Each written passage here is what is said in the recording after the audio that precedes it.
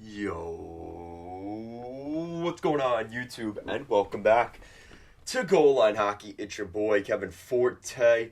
And today, we are going over my 5 hot takes to start the 2022-2023 NHL season. Some of these may be takes that you're like, okay, I expect that to happen. But there are some other ones where you might be like, okay, Kevin, are you okay? Are you on drugs? Give us 2 winks if you're being held captive to say this. We're going to go over that today. So we're going to start off in Toronto with my number 1 hot take, and that is that Ilya Samsonov will become the Toronto Maple Leafs not only number 1 goaltender, but will actually be a solid starting goaltender for the Maple Leafs. Think back to when Jack Campbell was there last season. Think of those types of numbers with Ilya Samsonov. Now, Samsonov has struggled, right? A lot of people gave criticism to the Leafs for bringing in Samsonov. He's really struggled in his entire time in North America. He's a Washington Capitals prospect back in the day. He played well over in the KHL, had no problems there. But once he came over to North America, he struggled at the American Hockey League level with the Hershey Bears, and things didn't really get better when he came up to Washington. He had some of those same struggles here in the States. So hopefully, maybe playing in Canada doesn't necessarily count as the States at that point. Maybe he could get a nice fresh start and become a better goaltender in Toronto. I do think that will happen. I think Samsonov is due for a breakout. And let's be honest, he's going to kind of have to. I am not sold on Matt Murray there in Toronto. I think he's dealt with too many injuries. So it's kind of going to be on Samsonov here, and I have him being not only the starter, but the number 1 goaltender as we go into the Stanley Cup playoffs next spring. And yes, that means I do have the Leafs making the playoffs next spring, but that isn't much of a hot take. It's more about Ilya Samsonov. Number 2, we're sticking on the goalie train here. Who's going to win the Vezina Trophy in 2023? And I'm heading down to Nashville. UC Soros will win the Vezina Trophy in 2023. Now here's my thinking. You're looking at the Nashville Predators blue line. I think they have one of the best groups up front, but they also have one of the best groups on the back end as well. Now, if you could argue, their defense is probably their biggest asset here going into this season, which for the last 2 or 3 years necessarily hasn't been the case. But now you've added Ryan McDonagh to that fold. This group looks really good. Just to name their top 3 defensemen, Roman Josi, Ryan McDonagh, and Matthias Ekholm. All in the prime of their careers, maybe on the back end at 32 and 33 years old, respectively. The Nashville Predators blue line is really solid there. You've got some good complementary pieces. We need to see more of a step up from guys like Dante Fabro and Jeremy Lazoie.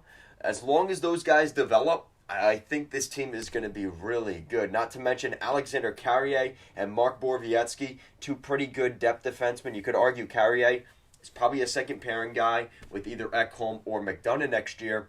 So I think that the Nashville Predators are going to be really good. And with that complementary defense and the goaltending of UC Soros, as long as Soros can stay healthy next season, I do think he will be in that conversation. He's had 2 years of injuries, so there is that concern. But I do think he's going to be in the running and will win the Vezina Trophy this year. So we'll see how that works out. Number 3, we're heading to the Western, well, we're staying in the Western Conference, but we're heading north to Alberta. We're not looking at the Oilers today, the Calgary Flames. A lot of people are very much, you're either in one of 2 camps. It's one of those things where you're very high on the Calgary Flames or you think they're going to struggle this year. I'm the first part of that. I do think they are going to do really well this year. So much so that I'm going to go back to my predictions from this year where I had them going to the Stanley Cup Final. I have that same prediction this year. I think the Calgary Flames will go to the Stanley Cup Finals in 2023, representing the Western Conference. Now, here's why. So, obviously, their forward additions of Nazem Kadri and Jonathan Huberdeau are huge, and they are immense. You know, they were able to win the Pacific last year with a group that wasn't even, you know, you could argue maybe with Kachuk and Goudreau, are they better than Kadri and Huberdeau? You could make that argument definitely. But a lot of people are not talking about Mackenzie Weegar. And I think a Mackenzie Weegar just shut down pairing is going to be a huge, huge upgrade to that team that they didn't have last year. Not to mention Daryl Sutter. It's now year 2 of that system. I think the Calgary Flames are going to be really, really good. And I think that with a full season of Tyler Toffoli there and some of those other guys in there, Calgary's going to be really good. And I think that this is a team that a lot of people aren't talking about.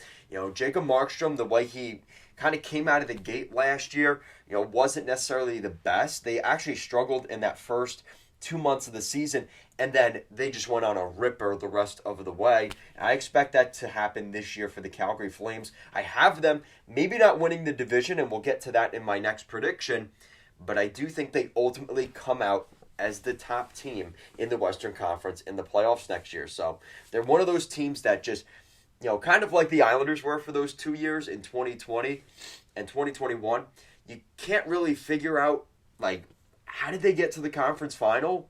They just kind of did it because they're that type of team that's tough to play against in a 5, 6, even 7-game series. I think Calgary has that capability next year. So Calgary will win the West in 2023. My number 4 take. We're heading out to the West Coast again, and we're staying in the Pacific Division, but we're heading closer to the Pacific Division, and that is the Los Angeles Kings winning the Pacific Division during the regular season. Now, that might seem like a take because of the team I just mentioned, Calgary, and that other team in Alberta, the Edmonton Oilers. They were the 2 top teams in the division last season. But I think LA is going to be really good during the regular season this year. They're one of those teams with that goalie tandem of Quick and Peterson. I think those 2 guys can each steal a couple games for the Kings this year. Their offense got a lot better. There is still some questions about that defense. I could see them trying to bring someone in here before the regular season, but at this rate, I still like that group of Doughty and Anderson and some of those younger guys kind of developing. I think the LA Kings are going to be really good this year, and I think it's to a point where I think they can win the Pacific Division during the regular season. Playoffs, for that matter, I think they could win a round, maybe 2, but I do have them just winning the division. I'm going to go with that take for the Los Angeles Kings. And then we're going back to the Eastern Conference for this last one, and a lot of people were upset that I didn't put the Islanders in my sleeper teams next year. And that's because I expect the Islanders to go on a deep run. That is the expectation. The Islanders are supposed to be in a spot where they're a competitive playoff team, winning a round or 2 at the very least. And that's why with my number 5 take to end today's video, I have the New York Islanders making it to the conference finals once again. That's been their demon here for the last 3 seasons. Last year, they didn't even get that far. They didn't make the playoffs. But the 2 years prior, that was their kryptonite, and specifically the Tampa Bay Lightning. Now, what they do at those conference finals, I'm not necessarily sure, but I do think there is a path for the New York Islanders to make it to the Stanley Cup Eastern Conference Finals next season. Again, it's going to be tough, especially in that Eastern Conference. You've got to potentially play teams like Carolina, the Rangers, the Penguins. Even if you end up in a wild card spot, you might end up playing Tampa, Florida, Toronto.